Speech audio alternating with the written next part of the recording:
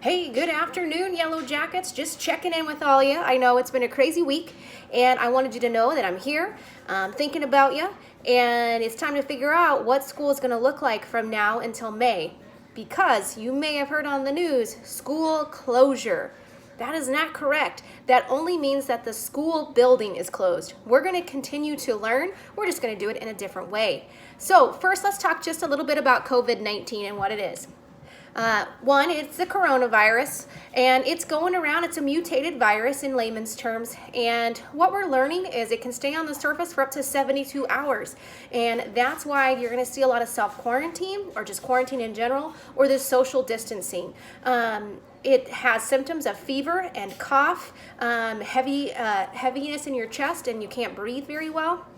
And there is a lot of misinformation circulating about what COVID-19 is. So I encourage you to make sure you're checking your sources, make sure you're checking with our county health officials, and just make sure that you're delivering good information. Now is not the time to crack jokes, be silly, and not take this seriously, because it is not only a Fredonia problem or a Kansas problem, this is a world problem. Guys, it's everywhere. And when the world can agree on one thing, and right now that's COVID-19 is dangerous, then that should really open your eyes. Now, I'm not here to scare you, but I think it's always important to be real with you and give you the right information. So, what we're doing is kind of like a quarantine, if you will. We're keeping you all out of the building to make sure that it's clean, it becomes a sterile environment, and we're not passing those germs. You might hear of other schools who are allowing groups of 10 to come in, and we're going to sit 6 feet apart. We are not doing that. We're going to do our best to flatten the curve, as you've heard. And what flatten the curve means,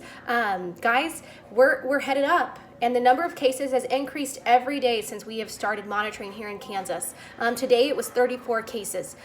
So in order to flatten the curve, think about your bell curve, okay? In order to flatten the curve, we have to stop being around one another. We have to stop going out. We have to stop going to the movies. We have to stop going to the mall. We have to stop sharing germs in order to flatten this curve, is my understanding. So we're not opening our doors, like no weightlifting, no shooting baskets, and those types of things. So help us flatten the curve by doing that. Now, I have read on social media, let's have a prom anyways.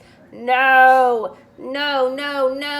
Guys, in order to really help this out and return to normalcy, if you want to be sitting by the pool in June, then we have to listen to what KDHE is saying, and we have to listen to what our county health officials are saying, and they're saying limited contact. So no basement proms or anything like that. Please keep in mind the 10 rule.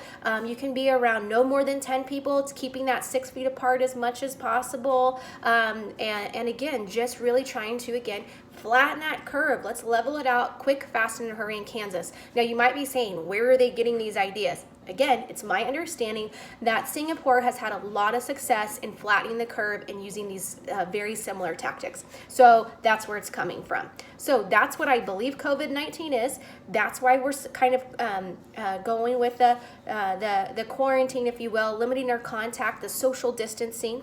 And the last thing I want to talk to you about is self-quarantine.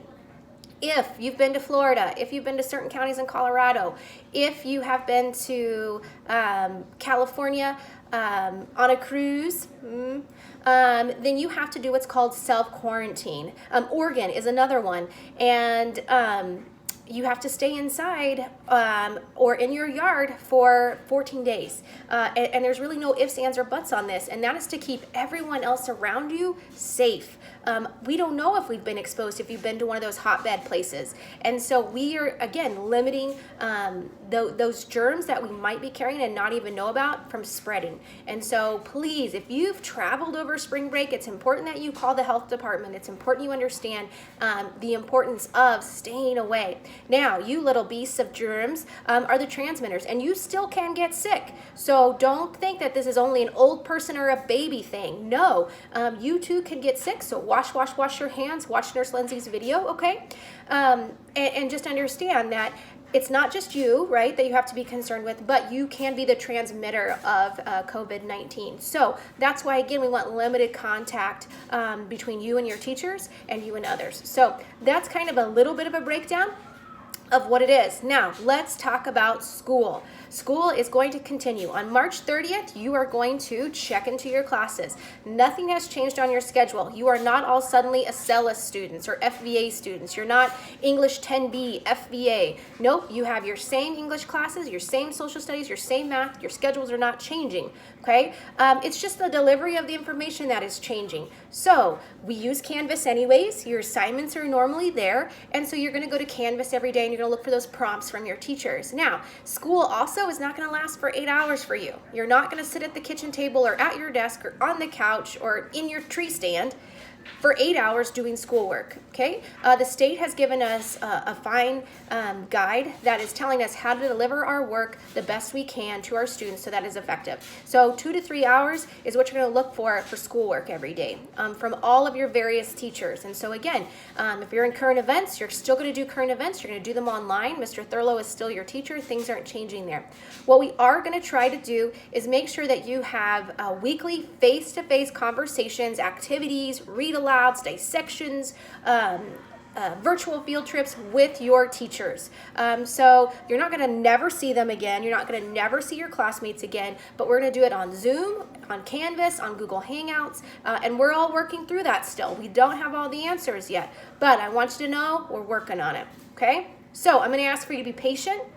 You're going to be asked to fill out a lot of surveys about what technology you have, what internet you use, because we're working on getting some free Wi-Fi. So make sure you're checking your email every day. Make sure you're filling out that info for me, okay?